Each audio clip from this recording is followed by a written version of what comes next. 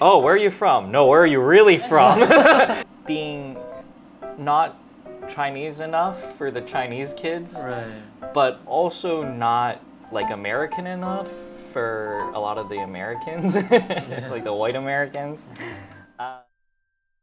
Well, my name is Galen Zhao.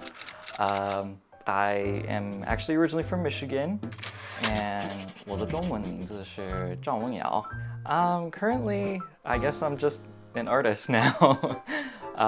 Since graduating, I worked a lot in printmaking. I did an internship at the Lower East Side print shop, and right now I've been one of their monitors for the past like couple months. But yeah, I just keep on doing printmaking. Hi, welcome to our apartment. This is my partner Lil. Hello. We've lived in this apartment for the past 3 years now. It's a pretty special place in Brooklyn. I actually started printmaking when I was in high school. I did just a random art class project where we made lino cuts. And I guess that's when I was like, hey, printmaking is actually really cool. But welcome in. This is our workspace slash living room slash dining room. All in one. Yeah. This is, it's a picture of my old childhood dog. Yeah. Another picture of an unfortunately dead pet, but this time it's my sibling's cat, Dodo. Rest in peace. 印章, do you know that word? 印章? Like, you know, in the Chinese painting where after you finish it and sign your name, you put like a red. Oh, yeah. I actually have one of those. You can show it? Yeah. Yeah. It's my little one. It has a snake on top. My mom and my dad, my mom's name is Shi Jian, and my dad's name is Zhao Xianda. They both grew up in Beijing. My parents met as friends their freshman year and then started dating their senior year. And they've just been together ever since. But they both went to school for engineering in Beijing. After they graduated, my dad wanted to get a PhD, so he came to the US for that. A lot of my work does have to do with like my emotions, my sentiment especially. I think I find myself being the most productive when I am either really happy or really sad. And when I'm kind of neutral, I'm like, I don't really feel like making art. I'll work on something else, you know? I think printmaking especially is a really good medium for working through whatever emotion you have, because you can draw out your emotion and then you can physically carve into a block, which I think is great for any sort of catharsis you might need. My thesis work really started in our junior year of college. And I came up with this story that I had written about an alien that has committed some sort of crime or some sort of societal taboo and is forced from their community. Throughout this process where they're being excommunicated from everything they've known, loved, felt, they are forced to undergo a transformation into something that they themselves don't recognize. Throughout the story, I wrote this like 30-ish long poem stanza about how this alien, I guess, comes to terms with that fact, where not only is their punishment being exiled from the community, but also being forgotten by anyone who's ever known them. Instead of focusing on the alien, making it more human, I wanted to, I guess, kind of convey that emotion of not necessarily sadness, but of almost this fear, this desperation that we all feel that once we're gone, we're not just dead, but we're just completely forgotten about, like we made no impact. Let's see if I remember the order. Yeah. Okay. So the book starts with, remember what has brought you here. You will not dwell.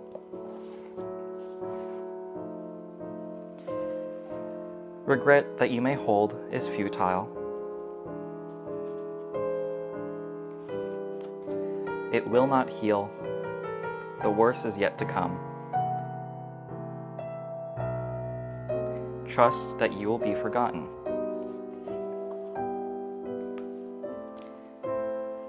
And the fire above will cleanse you, in the shadow and the warmth.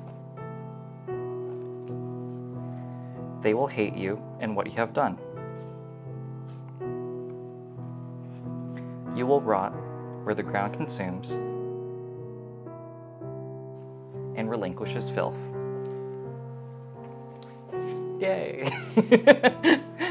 So I think the fear of losing yourself during a phase in your life that you didn't expect is something that I feel like most people fear.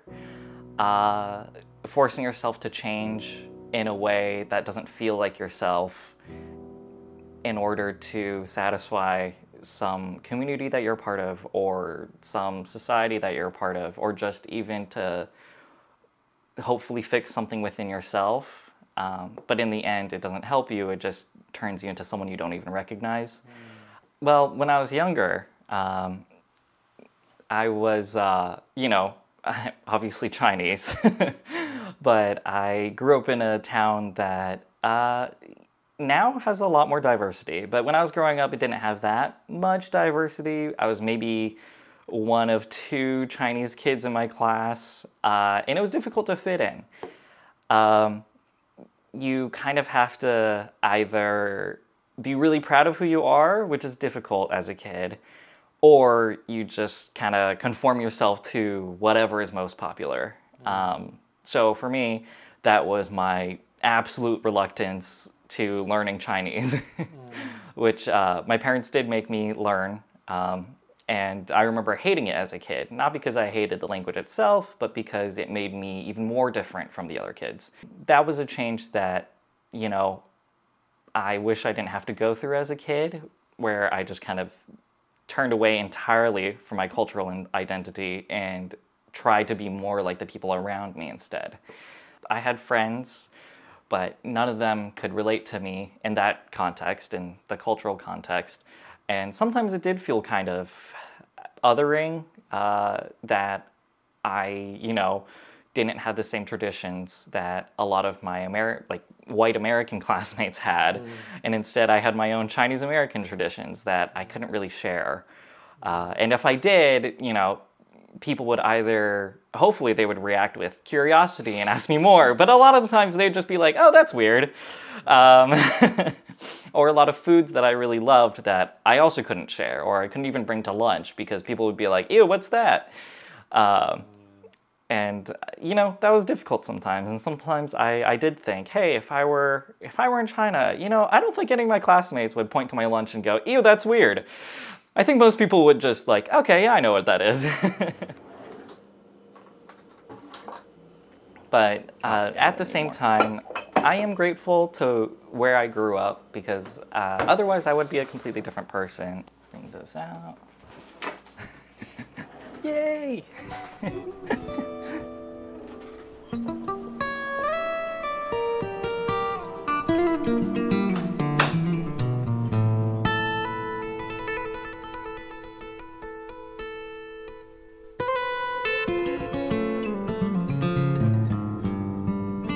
Have you met his parents before?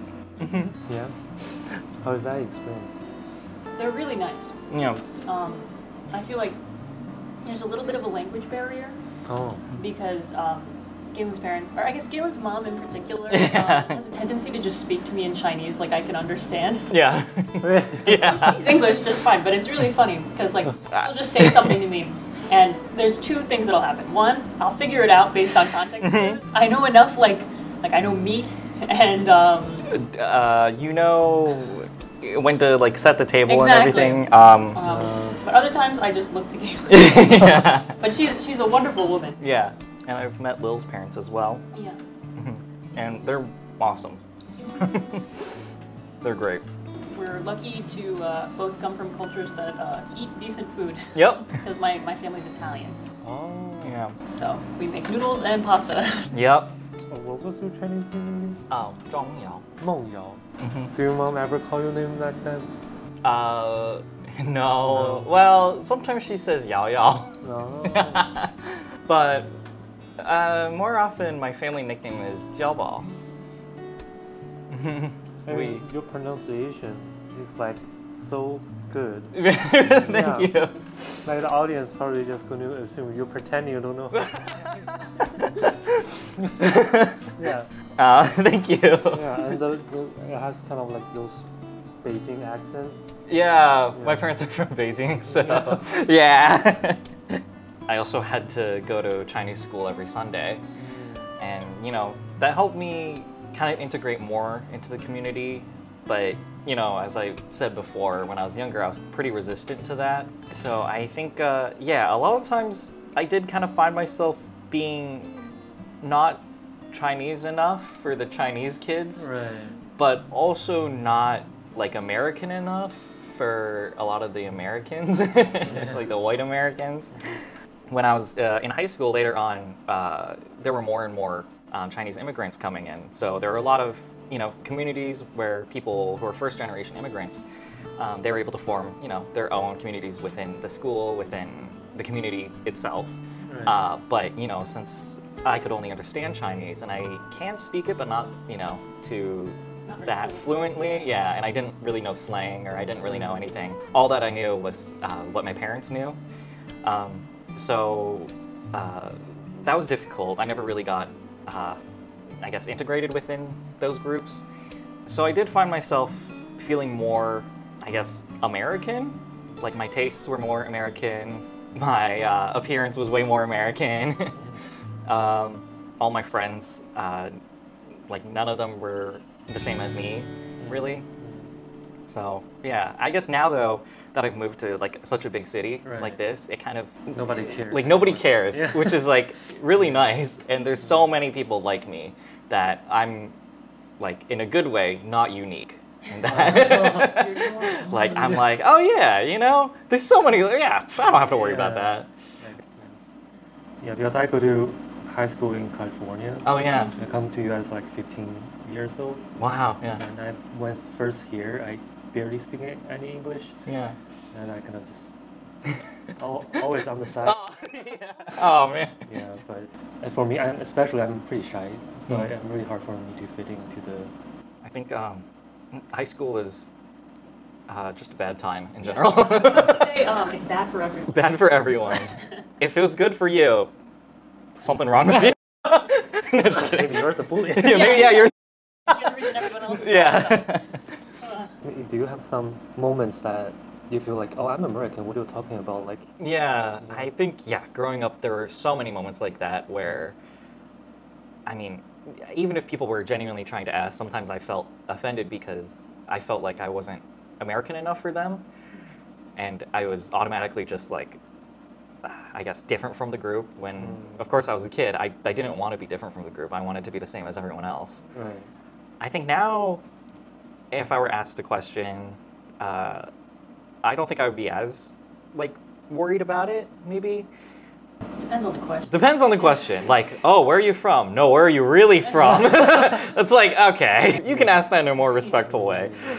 Which is a question that I've been asked before, where they're really trying to see, like, what my nationality or my ethnicity is, that they just, don't really phrase it in a correct way. Right. Is there any, like, a special tradition your family keep? Or, like, you feel like it's special for your family, siblings, and parents?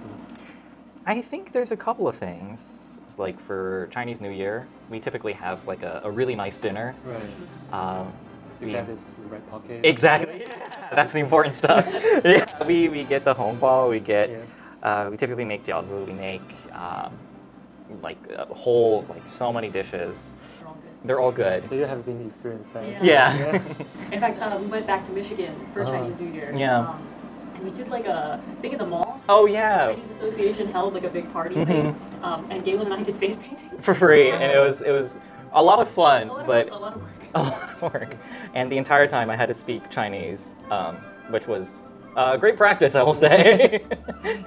Yeah. Every year for Chinese New Year, they typically host a big celebration in our local mall. They bring out like the lion dancers. Oh, right. They have performances, kind of random performances. Sometimes it's a fashion show. Sometimes it's singing. It kind of changes, and there's always like, I guess, holiday relevant activities for the kids to do. It's a really fun event, yeah. And I grew up doing that. My mom has always been really involved in the Chinese Association, so when I was young, I have really specific memories of helping my mom like arrange raffle tickets. And sometimes the food court at the mall would, you know, they would promote their restaurants, so they'd give us free coupons. Right. And I remember as a kid getting one of those free coupons and eating for free. Best memory. Yeah. Oh, yeah. I was like, oh my god, this is so good. So some really good memories. How do you understand the word like nationality? I think it kind of varies from situation to situation.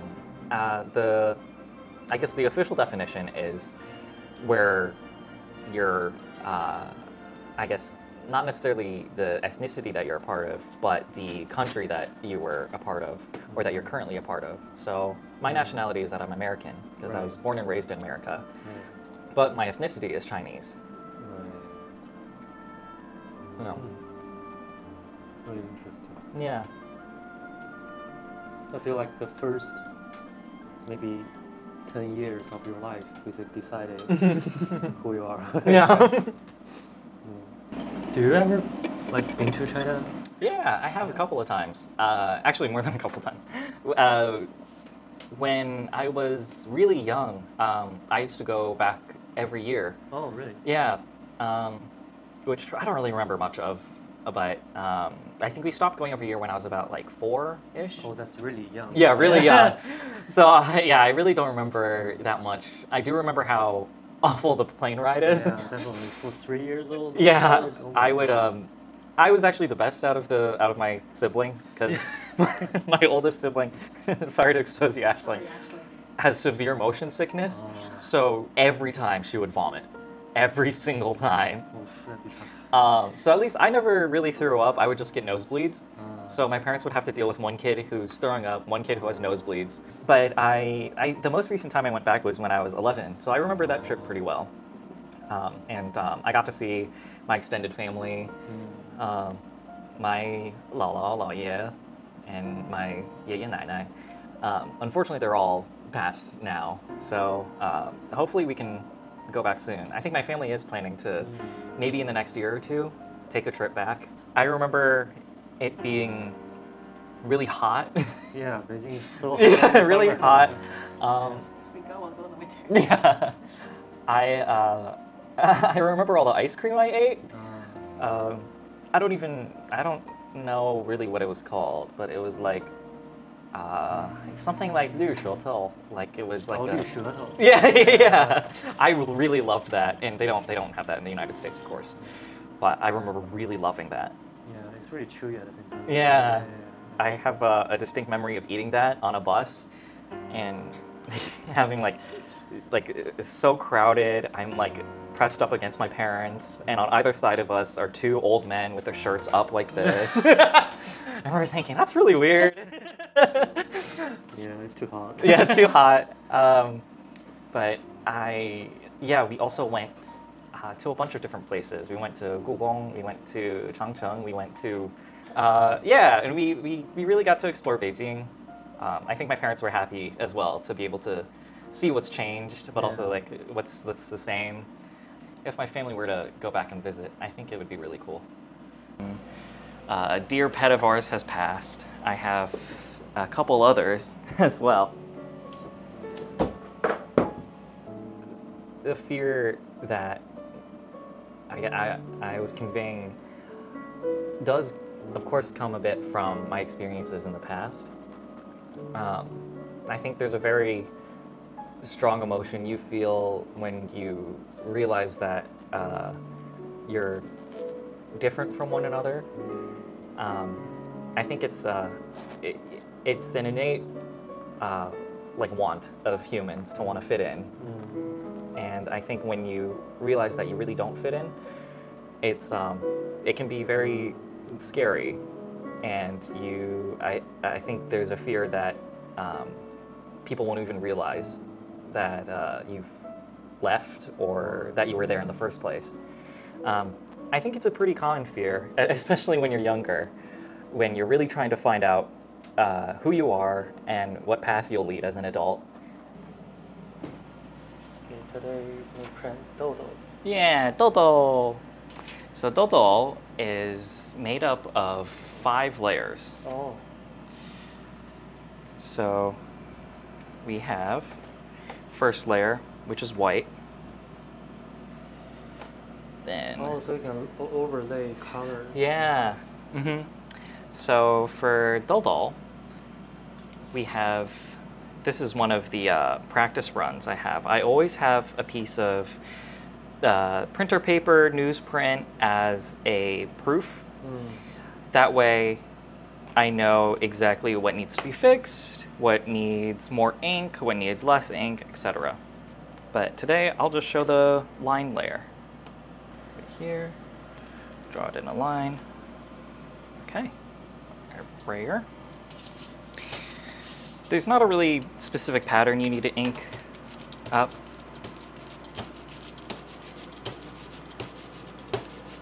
But the idea is to make a solid block which you can ink up in any direction. And it's making a kind of like sticky Velcro sound. That means there's too much ink in one spot. So I'll move over a little bit.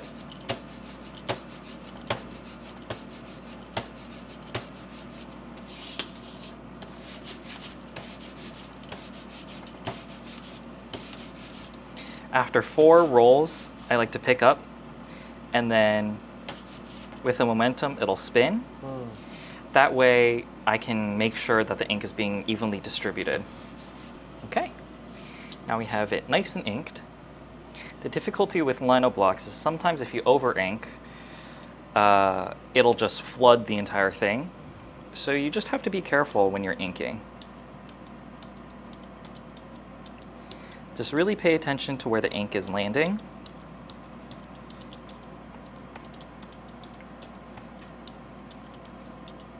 We have this. Now I'll lay my paper over, press it down with my palm, and sometimes I'll use my hand, sometimes I'll use the back of a tool.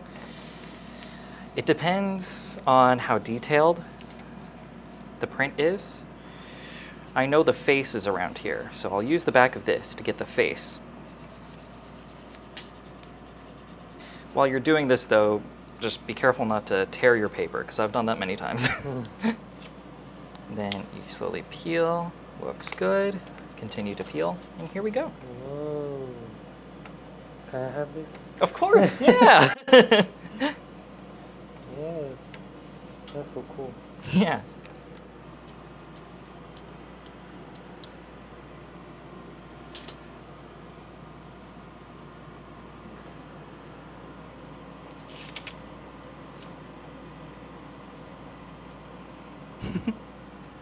There we go. It's perfect corner. Yeah. I think, unfortunately, printmaking is a difficult industry to break into. But if anyone, like younger artists that want to get into print, I think it's absolutely possible. My main advice is just to make as many connections as you can. If you currently go to an art school, or if you're planning to go to an art school, try to get involved with a printmaking program as much as you can. And I think the best way forward is just to be really understanding of everyone within your community and be as kind as you can, because people will really remember you that way. 这就是我的故事，今天的你有点优秀。Yes. There's some really great DIY options. If you think you might like printmaking, but you don't want to invest like tons of money into it, my all-time favorite method is the potato/apple method. Really easy to do at home. Basically, all you do is you take an apple or a potato, you cut it till it's flat, and then you try to dry it out as much as you can, and then you carve your image into that potato or apple. You cover it in ink. It can be tempera paint, it can be acrylic paint, anything that you might have at home. And then that's probably the easiest and cheapest way of doing printmaking.